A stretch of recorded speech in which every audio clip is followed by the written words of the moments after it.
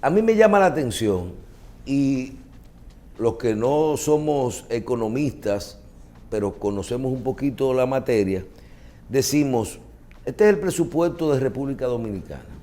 Yo personalmente tengo guardado todos los libritos que me mandaba Hacienda a mediados, a 3/4 de año, septiembre, octubre, con el presupuesto del año siguiente. Y tú veías cuánto se iba a ingresar, cuánto se iba a gastar, en cuánto estaba estimada la inflación, la tasa del dólar, los indicadores necesarios para hacer un presupuesto. Y yo, cuando me hablan de endeudamiento, me hablan de ahorro, son temas, me hablan de ciertos temas en el presupuesto, yo digo, pero todo, me hablan de inversión. Yo digo, pero todo es de acuerdo a cómo el Señor se siente y haga y estructure la explicación del presupuesto. Recuerdo el tema de Dilma de Brasil, que parece que por cómo presentaba los números tuvo problemas, porque era un tema de presentación de sus ejecutorias. Y yo digo, si yo tomo un presupuesto 100% y digo de 900,000 millones, yo voy a tomar por inversión y por impuestos 600,000 y me voy a endeudar en 300,000 para pagar intereses y capital. Estoy poniendo un ejemplo.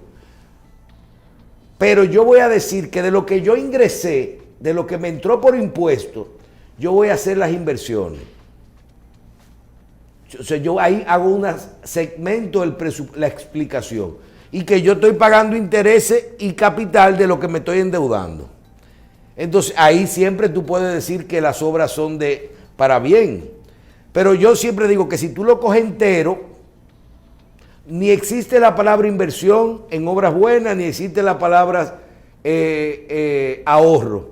Porque mientras usted esté gastando más de lo que le ingresa, usted no puede hablar de esos dos factores. Explícale a la gente si yo estoy equivocado o si es un tema de que en economía esas partidas se mantienen separadas. Vamos a ver, ¿qué es un presupuesto? Por un lado, el presupuesto tiene ingresos, ¿no? El ingreso de un gobierno se compone básicamente por el dinero que recauda. Recauda a través de impuestos, a través de tasas o vendiendo algún activo. Eso le ingresa al gobierno. Por el otro lado, tiene gasto. ¿En qué gasta el gobierno? Básicamente en dos grandes cosas. Gasto corriente, que tiene nómina, compra de servicios, contrataciones, agua, luz, etc. Y tiene gasto de capital, que es fundamentalmente inversión. Entonces, le ingresan. Eso se llama lo que gastan en agua, en construir una presa, exactamente, en poner luz, en una carretera. Así es. Entonces, obviamente, al gobierno por una mano le ingresan y por la otra mano le salen los gastos. Pero a veces el gobierno tiene más ingresos que gastos. En esos casos se llama que el gobierno tiene un superávit. Y si el gobierno tiene un superávit, entonces los niveles de deuda van bajando. Pero a veces los gobiernos tienen lo que se denominan déficits. ¿Qué son déficits? Más gasto que ingresos. Cuando tiene eso, los niveles de deuda tienden a aumentar. Y una pregunta, ¿qué es lo que la gente quiere saber? Desde el momento en el que usted tiene un presupuesto que tiene 600,000 millones de ingresos y 900,000 de gasto, incluyendo los intereses, no arrancamos con un déficit sin hablar de nada. Sí, ahí se tiene un déficit. Hay que ver que el gasto esté bien calculado. No puede pagar amortización ahí, porque eso está en otro lado. Exacto, porque entonces, la amortización va a capital, ¿verdad? Porque eso es un cambio del stock de la deuda. Pero bueno, entonces, ¿qué pasa? Si los niveles de gasto son superiores a los ingresos, ¿qué se tiene? Un aumento de la deuda. ¿Es eso bueno o es malo? Depende. Si el gasto es bueno, si el gasto está contribuyendo al crecimiento económico futuro, que va a hacer que en el futuro se cobre más impuestos, entonces el gasto es bueno y la deuda no necesariamente es mala. Ahora, cuando uno ve un aumento de la deuda y dice, pero ¿en qué se está gastando? Y entiende que ese gasto no es de calidad, entonces ese endeudamiento es bueno. Por eso, yo siempre he dicho, la deuda no es buena ni mala. Lo que es bueno, lo que es malo es la calidad del gasto. La calidad del gasto. Porque la deuda es para poder gastar por encima de los ingresos. Si se gasta bien es una deuda buena y si se gasta mal es una deuda mala. ¿Qué preocupa de este gobierno? Cuando nosotros vemos gobiernos pasados, Balaguer, Leonel Fernández, Hipólito Mejía, volvió Leonel Fernández, Danilo Medina, todos esos gobiernos tienen algo en común.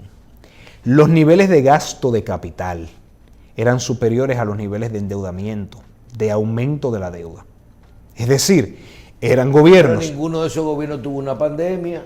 Pero vamos a hablar también de la pandemia, porque es que la pandemia no puede ser una camisa de fuerza que dé para todo. Pero vamos a ponerla, vamos a ponerla fácil. Yo quiero seguir con este... Óyeme, tú acabas de dar mi próxima pregunta, y yo quiero que tú lo arranques ahí. Los niveles de endeudamiento de los últimos gobiernos, inclusive te voy a decir algo, no te vayas tan lejos. Leonel y Danilo, sus niveles de endeudamiento con relación al capital, a la inversión de capital. Y quiero que me hagas una explicación que nadie acaba de entender, porque inclusive yo, que manejo todos los días las informaciones de lo que el gobierno nos suministra, cuando te dicen a ti, el gobierno cogió 14,000 millones y el gobierno dice que fueron 7,000. Entonces yo quiero que tú lo cojas ahí, que son dos temas diferentes. Uno es lo que cogiste, lo invertiste o lo gastaste, porque los otros gastaron más, invirtieron más de lo que se endeudaron, aunque pagaran intereses y aunque tuvieran déficit.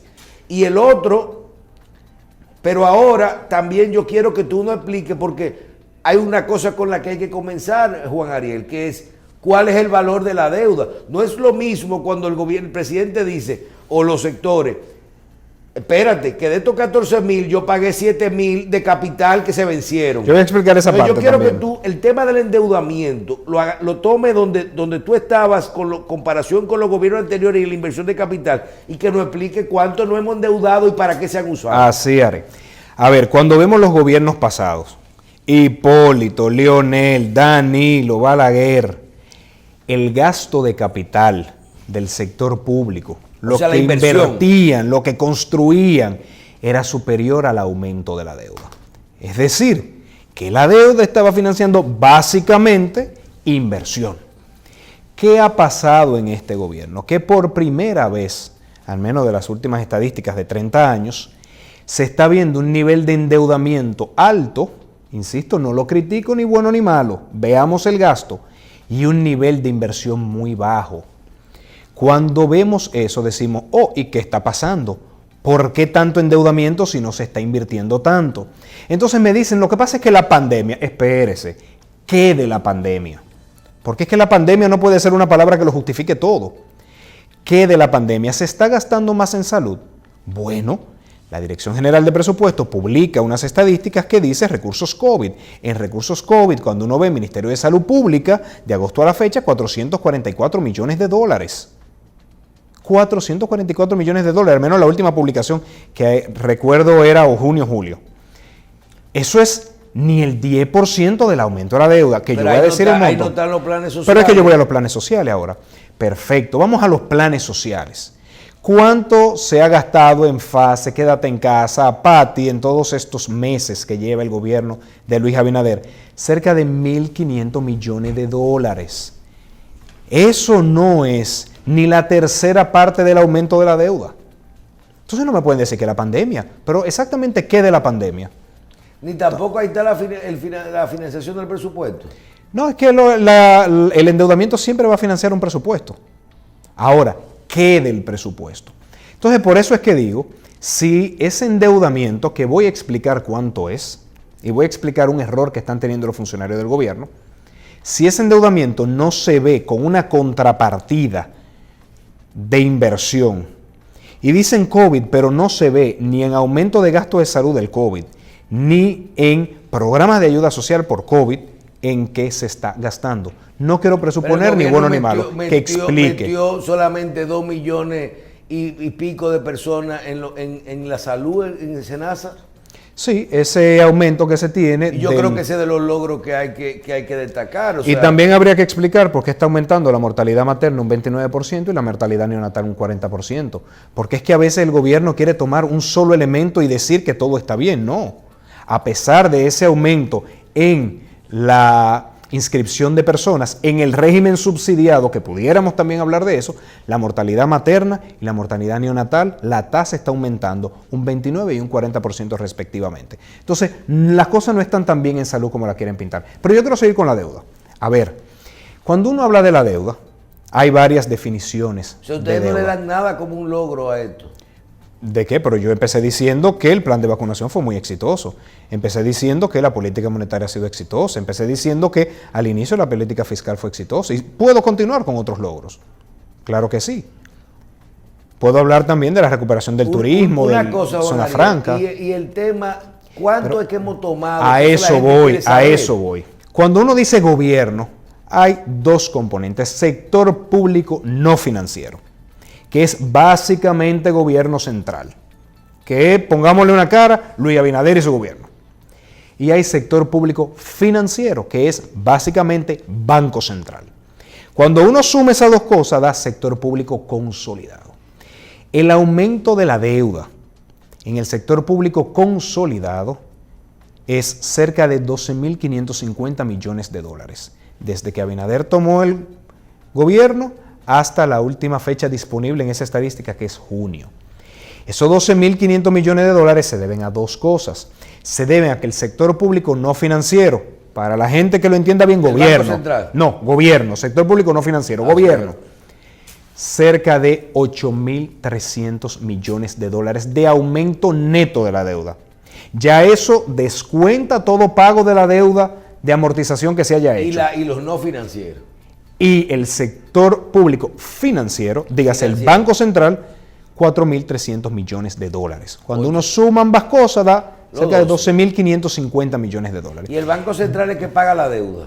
Y el Banco Central paga su deuda, la emisión de certificados. ¿Y quién paga los vencimientos de capital de la deuda externa? Los vencimientos de capital de la deuda externa. 8.000. Los vencimientos de capital de la deuda externa del sector público no financiero, cada quien paga su deuda. Lo paga el gobierno. Los vencimientos de la deuda externa. 8.000 que tomó, ¿cuánto pagó en capital que se vencieron? Es que esos 8.000 y pico es endeudamiento neto. Ya descuenta todo pago de capital hecho. Ok. Eso es endeudamiento. Neto. Bien, perfecto. Perdón, quiero explicar algo. Quiero explicar algo. Cuando se dice aumento de la deuda, ya incorpora todo nuevo endeudamiento y descuenta todo pago de deuda. Bien, entonces de esos 8.000, si ya no hay deuda, ni no hay intereses, ni hay capital, ni nada de eso. No hay capital. Es que usted dice intereses que es otra nada cosa. más, si hay intereses, pero no hay capital. De ahí es que usted dice que nada más invertimos un 12%. Entonces, ¿qué pasa? Cuando uno ve en qué se está gastando, la verdad es que la ejecución de gasto de capital, vamos apenas por 1.200 millones de dólares en la última estadística publicada. ¿Para qué no endeudamos si no es para invertirlo? Primero, es para recursos COVID, sumando programas de ayuda social y sumando presupuesto COVID del Ministerio de Salud Pública, 2.000 millones. No vamos ni por la mitad del endeudamiento. Eso es lo que tienen que explicar. Y quiero aclarar algo. ¿No se saben qué fue?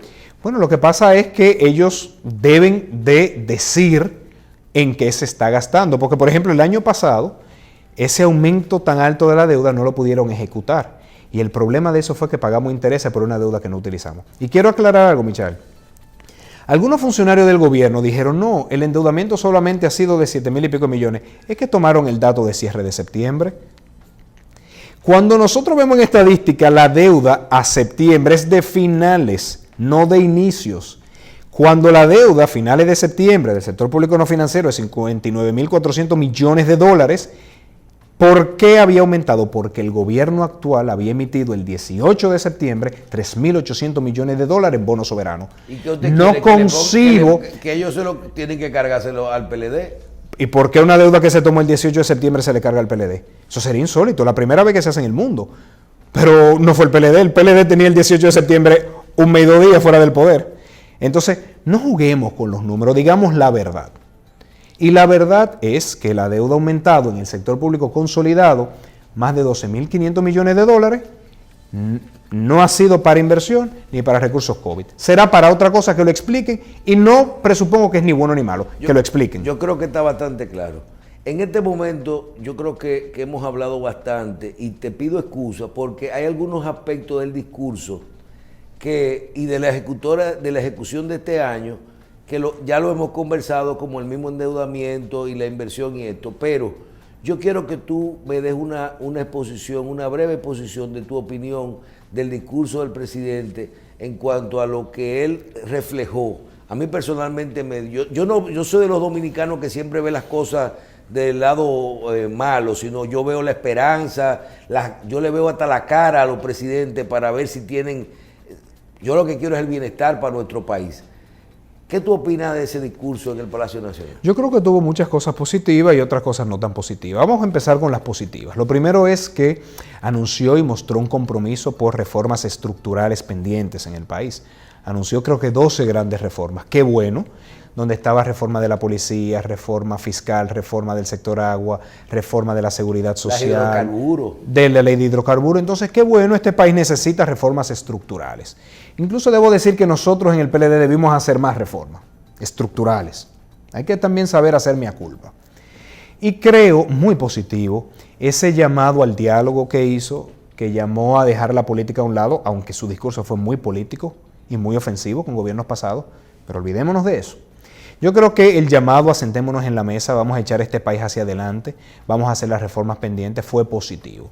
Y obviamente me gustó, claro que sí, el reconocimiento que le hizo a los médicos y el reconocimiento que le hizo a nuestros atletas de los Juegos Olímpicos. Otras cosas no fueron tan positivas.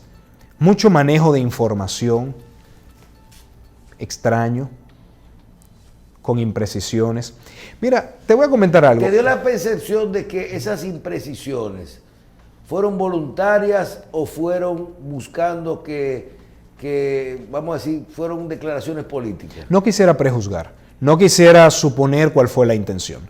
Ahora, yo tengo que ver números, tengo que ver hechos y contrastarlo con el discurso. Pero mira, hasta cosas buenas. El plan de vacunación, señores, es exitoso, positivo, muy bueno, un gran reconocimiento. No hay que decir que somos de los 10 países que más ha vacunado en el mundo. Eso es falso. Somos el país número 34. Y eso cualquiera lo puede buscar en Google. Pero somos de los 10 en América Latina. Bueno, pero eso es otra cosa del mundo. Cuando un presidente habla, tiene que tener los datos muy claros. Fue un error, por eso digo una imprecisión que no juzgo ni bueno ni malo. Pero eso es algo positivo, que no hay necesidad de decir esas cosas.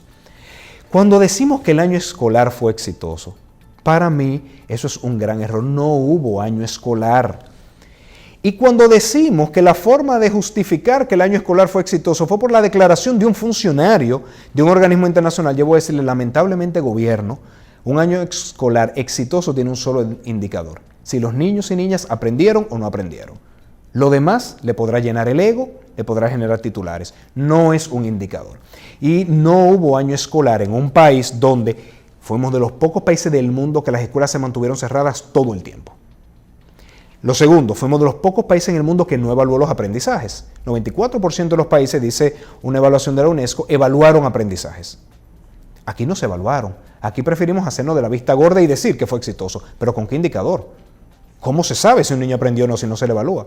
Y peor aún, somos de los pocos países del mundo que no tiene siquiera una estrategia remedial para lo que no aprendieron nuestros niños. Entonces, ¿podemos llamar un año escolar exitoso a eso? Y ni decir de intentar quitar la normativa de formación de docentes de excelencia, de no permitirles participar en el discurso. Decir además que se está haciendo un concurso docente ahora cuando vamos a iniciar las clases, lo cual crea tantos problemas a los colegios privados, se le van los profesores. Pero además, no se va a hacer inducción entonces. Los profesores cuando terminan de evaluarse. Fue bonito. Personalmente, no me gustó. Yo creo que producción cinematográfica, bonito, escenario bonito, pero un país... Yo me sentí bonito. Pero un país que está enfrentando un pollo a 100, que hay 200.000 personas sin trabajo, yo creo que una rendición de cuentas que no esté estipulada en la normativa, porque eso se hace ante el Congreso los 27 de febrero, con este despliegue, digamos, de escenografía, luces, cámara, me parece que no es un gasto de calidad. Y más cuando está precedido por rendiciones de cuentas en hoteles, en Teatro Nacional, con video, megaproducciones. ¿Para qué? Sentémonos a discutir los grandes problemas. Sentémonos a discutir el precio de los alimentos y la creación de empleo para mujeres y jóvenes.